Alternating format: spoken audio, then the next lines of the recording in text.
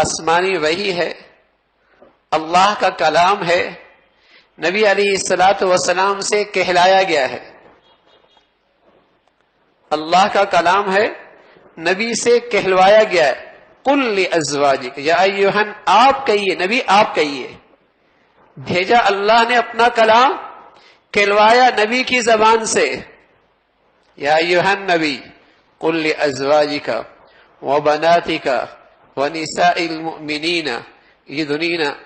اللہ سے بڑھ کر نبض شناس، زمانے سے باخبر کون ہوگا کہ اگر یہ سب کچھ نہ ہوتا تو دنیا کہتی یہ ملاؤں کی تنگ نظری ہے۔ اگر یہ سب کچھ نہ ہوتا تو دنیا کہتی ملاؤں کی تنگ نظری ہے، بڑی دقیانوسی باتیں ہیں۔ آج کے دور میں یہ شرم و حیا کی باتیں کرتے ہیں۔ دنیا کہاں سے کہاں پہنچ چکی ہے، لیکن یہ ملاؤں پہ سنگ باری کرتے ہیں، غنیمت ہے، ورنہ یہ درمیان سے ہٹ جائے تو براہ راست ان کی سنگ باری اسلام اور قرآن پر ہے۔ یہ سارا طنز اور تنقید اسلام اور قرآن پر ہے۔ اللہ کا کہا، نبی سے کہلوایا۔ قل لازواجک، 22واں پارہ، سورہ احزاب۔ یا ایھا النبی، نبی کہہ دیجئے، قل لازواجک، اپنی بیویوں سے، وبناتک، اپنی بیٹیوں سے، ونساء المؤمنین، تمام ایمان والی عورتوں سے، یدنین علیہن من جلابیبہن، اپنی چادریں اپنے چہروں پہ ڈال لیا کریں۔ یدنین علیہن من جلابیبہن، کیوں؟ ذالک ادنی ان یعرفن، یہ تمہاری پہچان ہے۔ حیا، پردہ تمہارا ایمان، حیا، پردہ تمہاری پہچان۔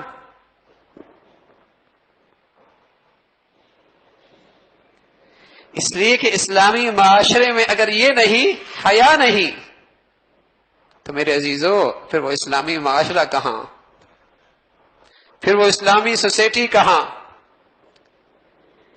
کیونکہ مسلمان قوم کی تمام تر صلاح اور تربیت کا انحصار عورت پر ہے۔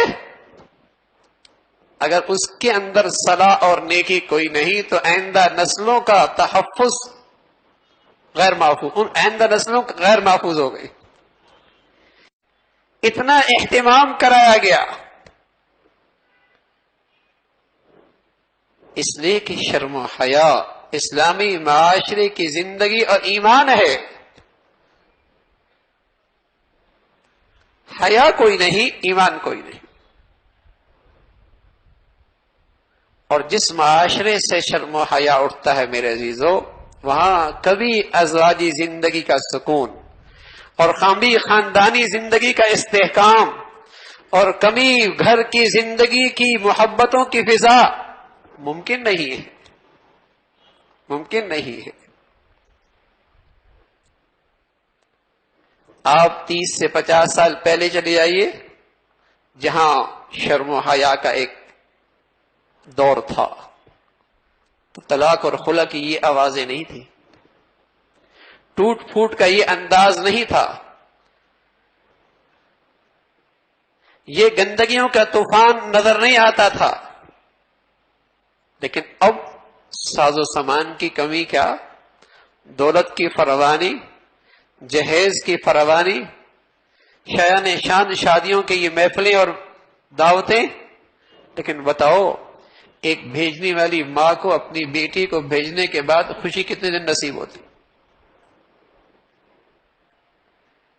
ایک باپ اپنے گھر میں بہو لے کے آتا ہے، گھر میں محبتوں کی فضا کتنی دیکھتا ہے۔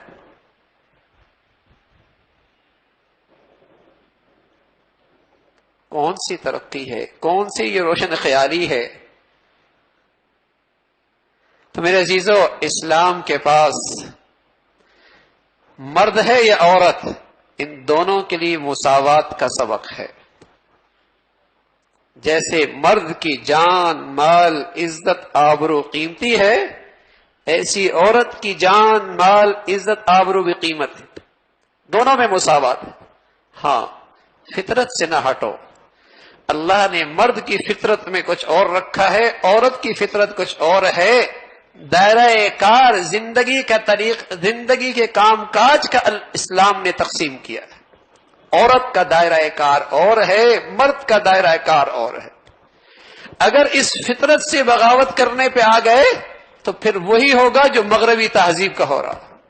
پھر بھول جائیے میاں بیوی کی زندگی کا تصور، خاندانی رکھ رکھاؤ، باپ اور بیٹے اور بیٹی اور ماں کے درمیان محبت کی فضائیں، پھر یہ قصہ پارینہ بن جائے گا جیسے مغربی زندگی میں بن چکا ہے.